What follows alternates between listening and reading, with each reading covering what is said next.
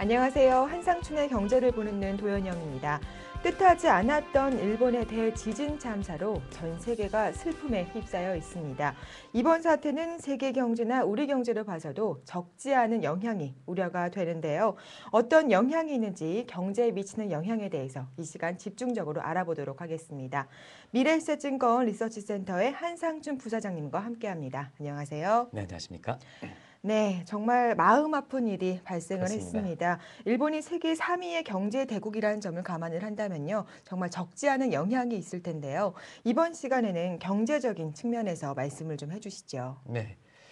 일단 경제 문제 이렇게 분석하면 아마 시청자분한테 인류의 그 대참사인데도 불구하고 경제 문제 굳이 해야 되느냐 하는 이런 말씀을 드리는데요. 저도 거기에서 기본적으로 공감합니다. 일단 경제 문제 분석에 앞서서 일본 국민들의 여러 가지 어려움을 당한 데에 대해서 슬픔을 네, 표시합니다. 우리가 이번 대진 사태를 이렇게 놓고 볼 때는 우리가 이제 경제 변수에서 이러한 그 변수들이 있어요. 하나는 예측이 가능하고 관리가 가능한 변수. 이런 것이 나올 때는 경제의 그 주체들이 사전에 대응하기 때문에 사실 경제에 미치는 충격이라든가 증시에 미치는 충격은 제한적일 수밖에 없거든요. 그래서 이런 변수를 보통 control variable, 통제 변수다 이렇게 얘기하고요. 네, 그러나 이번 사태것처럼 이렇게 당초 예기치 못하고 그다음에 관리가 가능하지 못한 아마 도인앤커도 그 쓰나미에서 물려 들어오는 그 바닷물의 그 높이를 볼 때에 얼마나 인류가 또 일본 같은 경우는 세계에서 어느 국가보다 위기관리 시스템이 잘 돼 있는 국가 네, 아니겠습니까? 그럼에도 불구하고 얼마나 무기력한지 아마 이걸 단적으로 보셨을지 않나 네, 생각하는데요.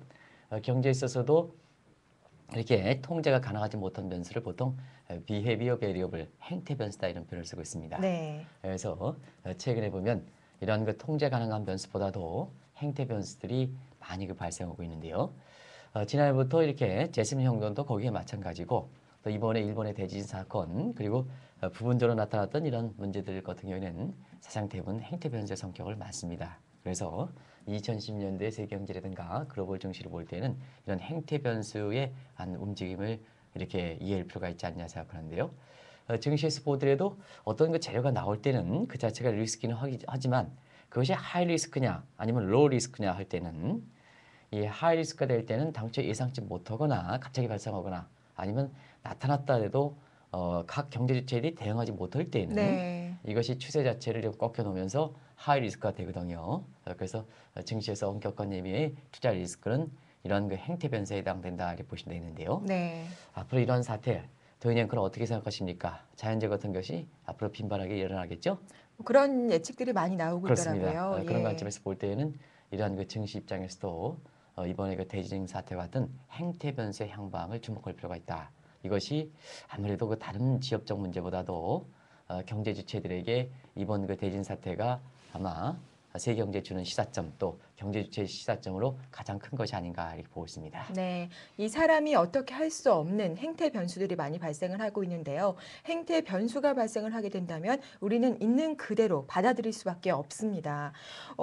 그래서일까요? 일본의 대지진이 발생을 하자마자 금융시장은 크게 흔들렸었는데요. 일본의 시장 어떤 움직임을 보였나요? 일본의 그 대진 사건이 그 증시에 네, 가장 빨리 반응하는 증시에 알려지기 시작한 것은 장마감 1시간이었었거든요. 그래서 시간적으로 1시간이었었고 그다음에 그때가 알려진 대진 사건이 이렇게 피해가 클 줄 몰랐죠. 네, 그래서 일단은 그 금융시장 미치는 충격이 일부에서는 보는 각도에 따라서 적다 이렇게 해서 사실 그 증시에 미치는 영향 또 금융시장에 미치는 충격을 상당히 경미하게 해석하는 시각이 있는데요. 일단은 1시간이긴 하지만 니케이 지수가 180포인트 정도 급락했습니다. 네, 아마 변화로 보면 직전의 그 고점 대비해서 한 1.8%, 뭐 1.72%라 하는데 어느 기준이 상느냐에 따라서 다르긴 합니다는 그렇습니다. 그래서 한 주간 일본의 그 니케이 지수 이렇게 그 439포인트 떨어지긴 했습니다는 그 중에 절반이 1시간 만에 떨어졌다. 저기들 그래프 보면 파란 봉이 아주 많이 떨어졌죠. 예? 많이 떨어졌죠.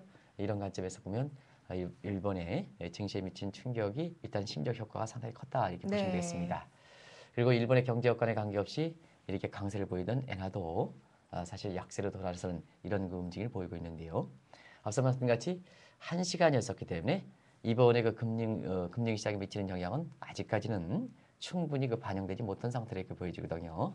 그래서 잠시 열리는 일본의 금융시장에 어떤 움직임을 보일 것이냐 하는 이 측면이 지금은 국제금융시장에서 최대 관심이 되고 있다고 보시면 됐습니다. 네, 그렇다면 엔화의 흐름이 어떻게 될지도 주목이 되고 있습니다.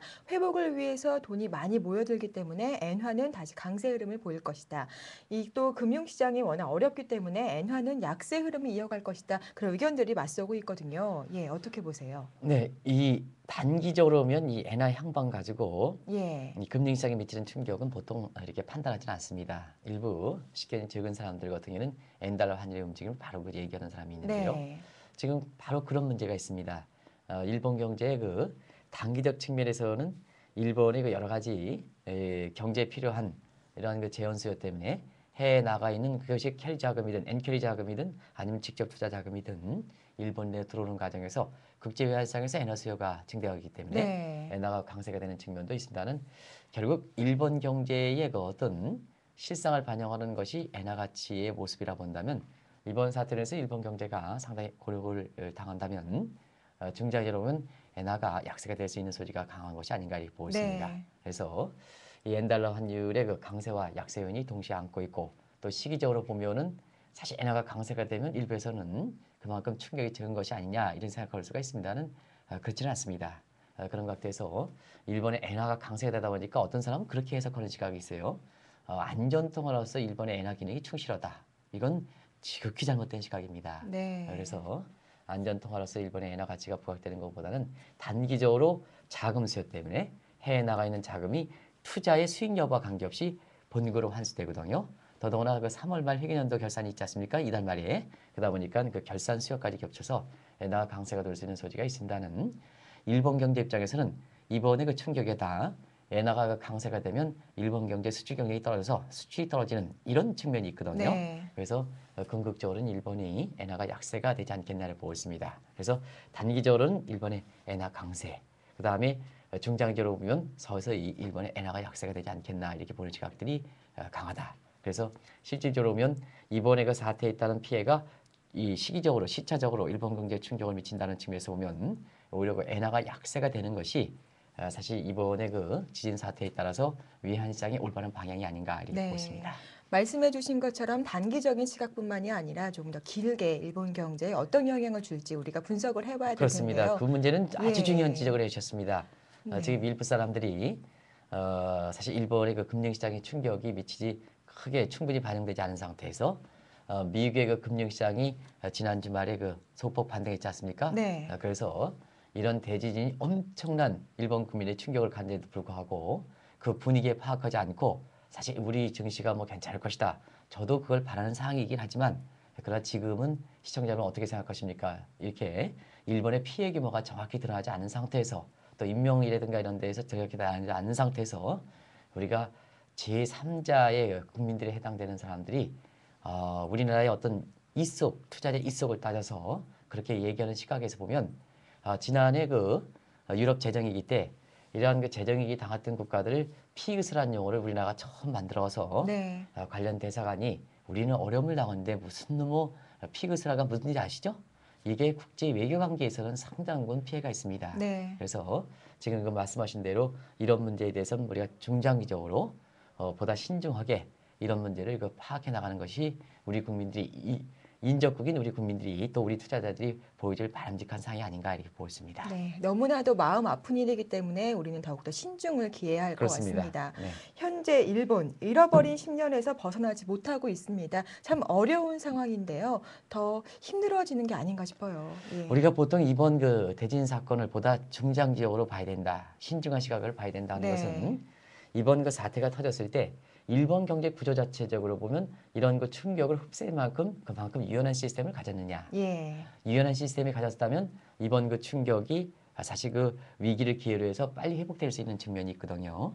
또 한 가지는 위기 때는 가장 중요한 것이 지난 3년 전에 리먼 사태가 터졌을 때도 결국 해당 국가에 해당되는 미국의 네. 오바마 행정부가 강한 국민의 지지도를 바탕으로 해서 위기 극복 능력이 있었기 때문에 가능한 거 아니겠습니까? 예. 그래서 두 가지 각도를 이렇게 봐야 되는데요. 이런 각도에서 일본의 위기 충격을 받아들일 수 있는 유연한 시스템이 있느냐 하는 각도에서 보면 일전에도 이런 그 사태뿐만 아니라 일본 경제 구조적 문제를 들어서 제가 그런 말씀을 드린 적이 있습니다. 일본은 현재 5대 함정에 빠져 있다. 예. 그래서 모든 정책이 통하지 않는 그 정책 함정이 있고 또 위기 극복 때 가장 중요한 금융 부분에 문제가 있고 그래서 보통 그것을 파리 트랩, 리키 트랩 이런 표현을 쓰고 그다음에 개혁을 외치지만 전혀 효과가 없었던 이런 구조조정 함정 그리고 일본 국민들은 미래에 대해서 자꾸 정책의 신뢰가 깨지다 보니까 일본 국민이 미래에 대해서 희망을 갖기보다는 불확실성을 많이 느끼는 상황이거든요. 일본 국민들이 저축률이 높은 것도 바로 그런 측면입니다. 네. 그래서 이 불확실한 함정에 빠져 있고 또 잃어버린 20년에 해당될 만큼 그렇게 경기 침체가 되다 보니까 일본의 그 빚이 굉장히 증가한 상태거든요. 예. 그래서 올해 들어서도 이 국가 채무 문제 때문에 신용 등급이 계속해서 떨어져 있지 않습니까? 그래서 이런 일본의 5대 함정에 빠져 있는 점을 감안해 볼 때 국제사회에서는 좀비 경제다 이런 표현을 쓰거든요. 위기 극복 때 아무리 정부가 이렇게 좋은 시그널을 준다 하더라도 국민들이 레스폰스를 하지 않으면 사실상은 그 위기에 따른 충격을 받아들이는 데는 한계가 있다는 거 아니겠습니까? 네. 그리고 일본의 그 위기 때 주도력이 있는 집권당이 있어야 되는데요. 현재 그 정권을 맡고 있는 가한나오토 정부는 국민의 지도가 한 20% 밑으로 떨어져서 오히려 그 가한나오토 정부가 추진하는 주도력 이런 것이 굉장히 약화된 상태입니다. 그런 점을 감안해 볼 때 일본 경제에 대해서 이번 대진 사태에 따라서 세계적으로 주목하는 것도 바로 그런 측면이다 이렇게 보시면 되겠는데요. 네. 한 가지 물론 긍정적 측면은 있습니다. 현 정부 여부의 그 신뢰 여부와 관계없이 일본 국민들이 차제 이런 그 사태를 해서 국민들이 그 똘똘 묻혀서 네. 좀 위기를 극복해보자, 경기를 회복해보자 이렇게 될 경우에는 지난 20년 동안 일본이 5대 함정이니 좀비 경제니 이랬던 구조적 문제점이 일본 국민들이 애국심을 바탕으로 해서 스스로 해결할 수 있는 이런 측면이 있거든요. 네. 그런 그 긍정적 측면이 있습니다는 지금 상태에서 보면 위기의 충격에 따른 유연한 시스템이 확보하지 못하는 점, 그 다음에 일본의 그 정부에 대해서 국민들이 그 냉소적 입장을 보이는 점 이런 점을 감안해 볼 때 사실 그 단기적으로 보면 일본 경제에 더 충격이 우려되지 않냐 이 보고 있습니다. 네, 이 위기의 충격은 일본 경제뿐만이 아니라 전 세계 시장에도 또 전 세계 경제에도 많은 영향을 줄 것 같습니다. 올 들어서 부쩍 많이 발생을 하고 있는 자연 참사가 많은데요. 이 행태 변수, 사람들이 어떻게 할 수 없는 문제점들이 이제부터는 이 경제에 큰 화두가 될 것 같습니다. 어떻게 생각하세요? 좋은 지적을 해주셨습니다. 왜냐하면 2010년대 첫 해를 맞으면서 우리가 2010년대 중장기적으로 이렇게 분석해 보는 시간을 마련했지 않습니까? 네, 그때도 그런 말씀을 드렸습니다. 2000년대에는 세계 경제가 글로벌되면서 인구가 중요한 요인이 됐습니다는 2010년대에는 각 부존자원이 정점에 정점에 도달함에 따라서 부존자원 가격이 상당히 높아진다. 그런 측면에서 보면 부존자원이 2010년대 세계 중심거를 형성하는 데 가장 핵심적 얘기가 될 것이다. 그리고 인류가 그 통제하지 못하는 이러한 자연과 관련된 이런 이상기온 이런 것이 많이 나타남에 따라서 네, 사실 이런 거에 대해서 관리 능력이 중심권 여부에 굉장히 주력한 요인이 되겠다 하는 것을 말씀드렸는데요. 예, 사실 이것을 잘 하려고 하면 세계경제 중심권이 되겠습니다는 인류가 그것에 대해서 관리하지 못할 때는 또 그만큼 중요한 요인만큼 관리하지 못할 때는 세계경제라든가 금융시장에 충격을 미칠 수 있는 변수가 언제든 될 수 있는 변수가 네. 아니겠습니까? 그런 각도에서 2010년대에는 이런 점을 감안해 볼 때 말씀대로 그 행태 변수들이 경제에 미치는 충격이라든가 증시에 미치는 충격이 더 중요한 시점이 되지 않겠나 이렇게 보고 있습니다. 네. 아무래도 금융시장에서 이번에 일본의 그 대진 사건을 계기로 해서 이 통제 변수보다는 행태 변수에 대해서 개별 국가 차원이든 아니면 세계 각국 차원에서 어떻게 이것을 경제에 미치는 충격을 최소화할 것이냐 하는 문제가 또 다른 그 현안으로 등장하지 않겠나 보고 있습니다. 네, 있는 그대로 받아들이면서 또 지혜롭게 잘 헤쳐나가야 될 텐데요. 이 과거의 모습을 살펴보는 것도 중요할 것 같습니다. 이 과거에도 대지진 참사나 이런 자연재해 때문에 큰 영향을 받았던 사례가 있었죠. 그때는 그 국가뿐만이 아니라 이웃 나라에는 어떤 영향을 줬었나요? 네. 우리가 보통 이 자연재해 같은 경우는 워낙 많이 발생했기 때문에 네, 지금까지 그 규모상으로 보면 세계 10대 쓰나미에 해당되는 이런 과거 사례를 들어서 제가 말씀드리면 사실 그 발생한 국가들의 경제 성장률은 당연히 한 1.5%포인트 정도 떨어뜨린 걸로 나오고 있습니다. 네, 아마 시청자분께서 1.5%포인트 정도라 하는 것은 사실 숫자가 과잉된 지금 측면에서는 굉장히 이렇게 그 적어 보일 수 있습니다는 보통 한 달의 성장률이 한 4에서 5% 정도로 본다면 1.5%포인트는 굉장히 높은 수준 아니겠습니까? 그럼요. 예. 그래서 상당 부분 자연재해는 경제에 미치는 충격은 인위적인 재해보다는 크게 나타난다는 걸 말씀드리고요. 또 이것이 이제 그렇습니다. 일본의 그 대진 사태도 지금은 세계 언론들이 이렇게 집중적으로 부각되는 상태에서 굉장히 피해가 좀 많고 또 이런 그 장면을 통해서 세계 경제과 한국에 미치는 충격이 클 수 있다. 이렇게 이제 예상들이 나옵니다는 사실 이 시간이 좀 지나서 언론의 스포트라이트 되지 않을 때는 마치 이 자연재해가 끝난 것처럼 생각하거든요. 네. 그러나 실제로 쓰나미가 발생한 국가들은 2에서 3년 동안 사실 경제가 상당히 어렵고 국민들이 고통이 당하는 것이 굉장히 컸다 이렇게 보시면 됐습니다. 이런 점을 감안해 볼 때 세계 경제 입장에서는 단기적 충격은 불가피하지 않느냐 이렇게 이제 보고 있는데요. 그렇지만은 계속해서 세계 경제에 나쁠 것이냐 하는 측면에서 보면 이런 그 쓰나미라든가 일본의 대진 사건을 계기로 해서 여러 가지 또 이렇게 경제 회복 과정에서 긍정적 요인도 많이 발생할 수 있다 이렇게 네. 보여지거든요. 그런 각도에서는 항상 이런 사건이 터졌을 때 너무 비관적으로는 볼 필요 없다 하는 것을 말씀드리고요. 네. 또 한 가지는 지금은 세계 경제가 이번 위기를 거치면서 자국의 그 애국심, 애사심 이런 것이 이렇게 되는 과정에서 인류 공영 차원에서 사실상 글로벌화에 보다는 자기 이익을 강조하는 신민족주의 보호주의로 나간 측면이 있습니다.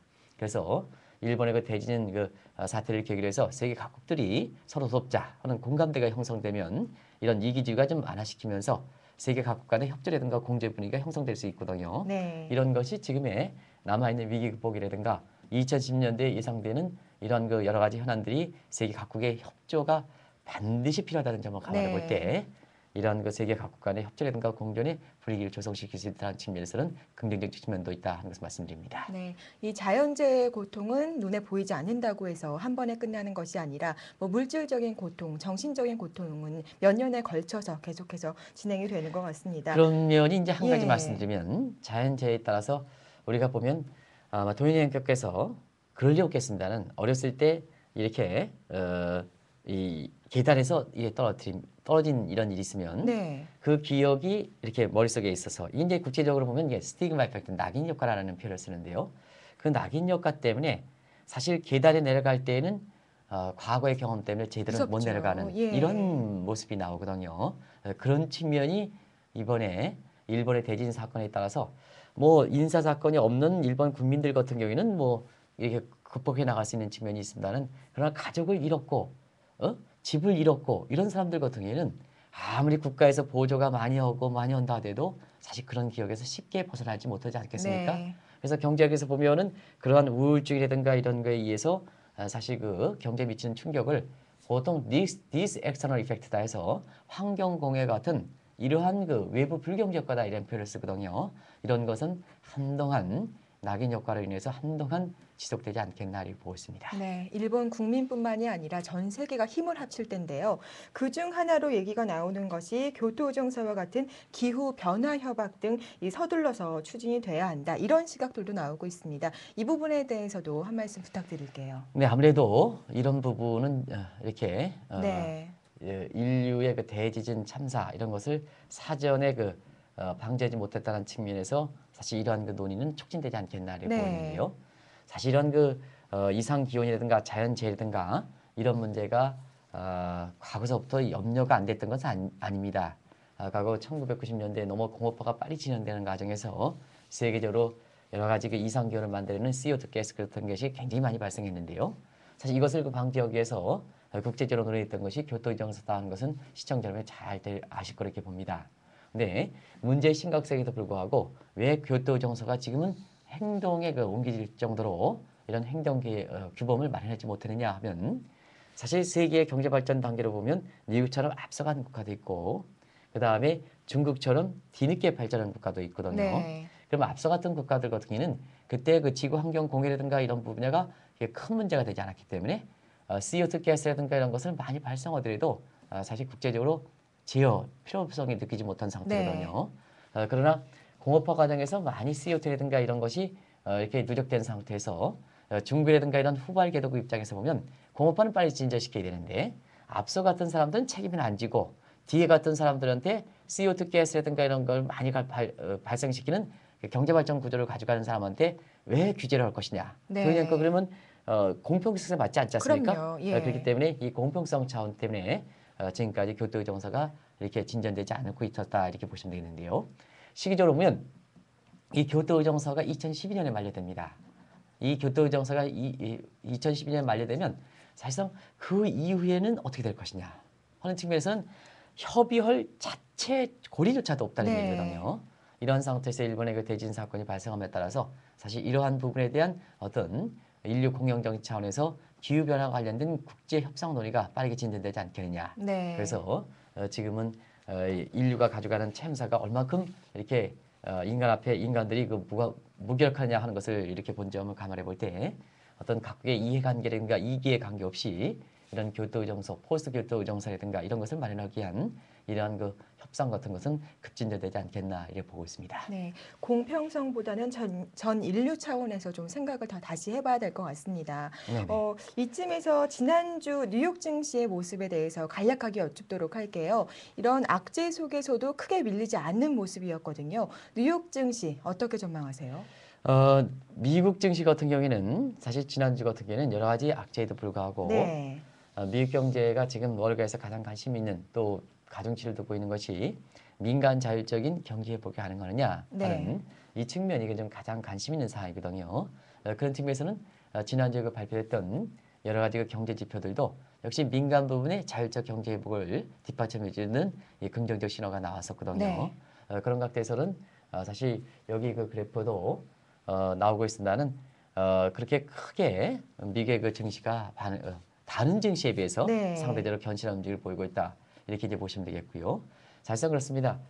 특히 우리 시간으로 토요일 오후, 토요일 오전 새벽에 끝났던 네. 미국 증시 모습이 역시 그 미국 증시를 읽을 때에는 일본의 그 대지진 사건과 관련해서 가장 정확한 흐름이 되지 않겠나 이렇게 보고 있는데요.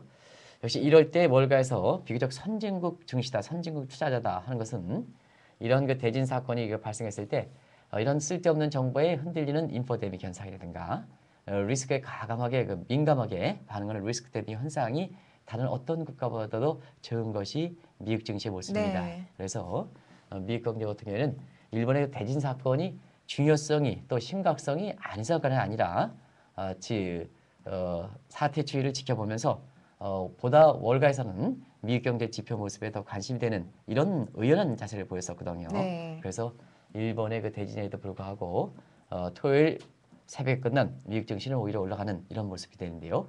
이 자체로 봐서 국내 그 일부에서는 증시에 사실은 증시에 미치는 영향이 제한될 것이다 이렇게 보는 시각이 있습니다는 그러나 시간을 갖고 이 문제는 검토할 필요가 있는 시점이 아닌가 이렇게 보고 있습니다. 네, 지난 주말 일본의 대지진을 가장 먼저 반영했던 뉴욕 증시는 그래도 어느 정도 견조한 모습을 보이면서 마감을 했습니다. 지금 댓글로 함께하고 계신 분들이요, 정말 가슴이 아프다, 안타깝다라고 함께 마음을 외쳐주고 계십니다. 많은 분들이 궁금해하시는 부분이요, 우리나라 경제에는 어떤 영향을 줄지에 많은 분들이 궁금해하고 계시는데요. 이 부분에 대해서도 설명을 해주시죠. 네, 일본의 대지진 사태는 인접국인 우리 입장에서 보면 부정적 측면도 있을 거고 긍정적 측면도 네. 있습니다. 그러나 우리가 현 시점에서 보면 일본의 그 대진 사건에 대해서 우리가 이익이 될 수 있는 부분 이런 부분을 좀 얘기하는 것은 개인적으로 좀 지금은 시점이 아닌가 이렇게 보고 네. 있습니다. 그래서 추후에 아마 시청자 여러분한테 보다 정확하게 지금 상태에서는 우리나라의 그 증시에 미치는 영향 또 업종별 영향 이런 것을 좀 말씀드리는 것이 오히려 그 좋은 게 아닌가. 지금은 일본의 그 피해 규모가 정확히 드러나지 않았었고 네. 또 여러 가지 일본 국민들이 애도가 있는 상태에서 국내 그 증시의 어떤 반사적 이익 얘기하는 것은 아마 바람직한 것은 아니지 않나 이렇게 보고 있습니다. 네. 오히려 이번에 그 사태를 계기로 해서 우리 국민들이 일본의 국민들의 그 애도를 같이 이렇게 표시해주는 의연한 자세 또 정의 있는 자세 이런 것이 더 중요한 게 아닌가.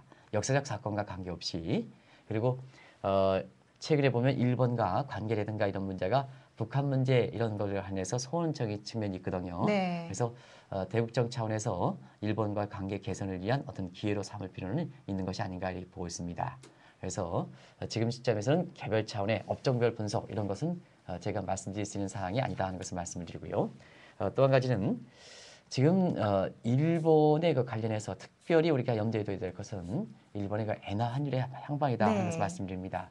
앞서 말씀드린 것처럼 단기적으로 보면 일본의 그 엔화 강세 부분이 나타날 수 있는 소지가 강하기 때문에 일본의 그 엔화 부채를 갖고 있는 그 개인병을 하시는 분이라든가 기업들 입장에서는 엔화가 추가적으로 강세가 되기 전에 이렇게 조기에 상환해야 된다 이런 시각을 단기적으로 일본이 이번 사태에도 불구하고 엔화 강세가 날 수 있는 부분이기 때문에 앞으로 엔화 강세가 더 돼서 조기에 상환 얘기를 할 수가 있습니다. 네. 그러나 시기적으로 보면 일본 경제의 어떤 어려운 점을 감안해서 일본의 엔화가 약세로 돌아설 가능성은 지금 상태에서는 이렇게 상당 부분 가능성이 높은 상황이거든요. 네. 그런 차원에서 보면 단기적으로 이렇게 엔화 환율의 부활해동 하시기보다는 중장기적으로 좀 엔화 부채라든가 이런 거를 좀 상황을 좀 늦추면 부담이 좀 많아지지 않겠나 이렇게 보고 있습니다. 네. 이 환율의 부분에 대해서는 특별히 국내에 그 이렇게 관계를 하시는 분들이 상당히 많기 때문에 이 부분은 좀 착각이 있을 수가 있습니다. 네. 단기적으로 강세가 되니까